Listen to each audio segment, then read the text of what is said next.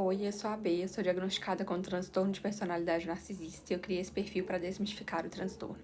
Esse vídeo não foi feito para você sentir empatia por mim ou por quem tem transtorno de personalidade narcisista, mas sim para vocês terem conhecimento sobre o outro lado da moeda, já que a gente só vê a parte das pessoas que são vítimas, né, de narcisistas e geralmente são narcisistas perversos. Esse vídeo vai ser mais focado para estudantes de psicologia, psicólogos que um dia vão ter que diagnosticar alguém com esse transtorno ou então que vão ter que ajudar no tratamento de pessoas que têm esse diagnóstico. Transtornos de personalidade são padrões de comportamento extremamente enraizados e difíceis de mudar. Nós nos colocamos em situações difíceis e a nossa tendência é sempre culpar o outro, ao invés de analisar os nossos próprios erros e mudar o nosso comportamento. Para mim é muito difícil de manter qualquer tipo de relacionamento a longo prazo. Eu não consigo lidar com os dramas que existem nas relações das pessoas. Então, por exemplo, às vezes vem um amigo desabafar comigo e tudo mais. Hoje em dia, por causa da terapia que eu faço de longo prazo, eu consigo entender que as pessoas às vezes só precisam de conversar. Então, às vezes elas só querem que eu esteja ali escutando. Eu escuto numa boa atualmente, mas aquilo enche o meu saco e, tipo assim, eu realmente não me importo. Pra mim é tão cansativo às vezes fingir que eu me importo ou fingir que eu tenho comportamentos iguais aos das outras pessoas, que eu prefiro simplesmente me afastar de todo mundo. É muito difícil pra mim me manter em algum tipo de emprego, porque eu sempre acho que os empregos estão abaixo do que eu mereço.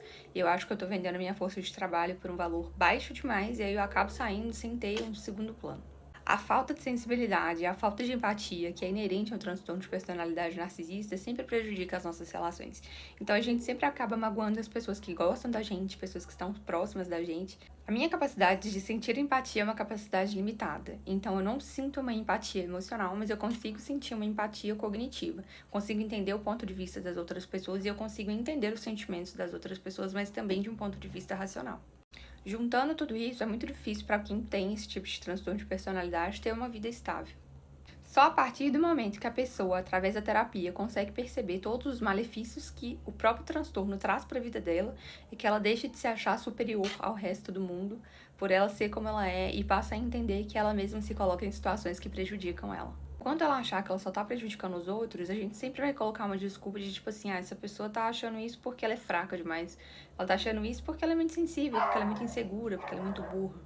Existe um vazio interior, um vazio relacionado à nossa parte sentimental, que a gente sente 24 horas por dia, todos os dias. Então, se você tá tratando uma pessoa que tem esse diagnóstico, mostra para ela os prejuízos que ela causa para a própria vida, porque enquanto a abordagem for os prejuízos que a gente causa para a vida de outras pessoas, a gente vai continuar sem se importar. O problema do transtorno de personalidade narcisista para mim é que eu tenho um sentimento de inadequação o tempo todo, como se eu nunca fosse conseguir ter relações ou vida como todo mundo tem. Além de tudo, no meu caso, eu tenho depressão e ansiedade, então geralmente quando eu entro nessas crises existenciais, eu tenho uma crise depressiva, e aí fica mais difícil ainda ter relação com alguém ou continuar no trabalho ou numa faculdade. Esse isolamento social ele pode acontecer com quem tem transtorno de personalidade narcisista pelos motivos que eu citei anteriormente e principalmente pelo sentimento de inadequação, o que vai agravar muitas vezes uma crise depressiva. E aí a gente não vai conseguir fazer nada mesmo. Além de tudo isso, nós não conseguimos regular a nossa própria autoestima. A gente sempre precisa de alguém para poder fazer isso. E esse é um dos motivos pelos quais nós usamos as outras pessoas. Então é extremamente cansativo precisar o tempo todo de validação, de aplausos, para a gente conseguir ter a nossa autoestima regulada.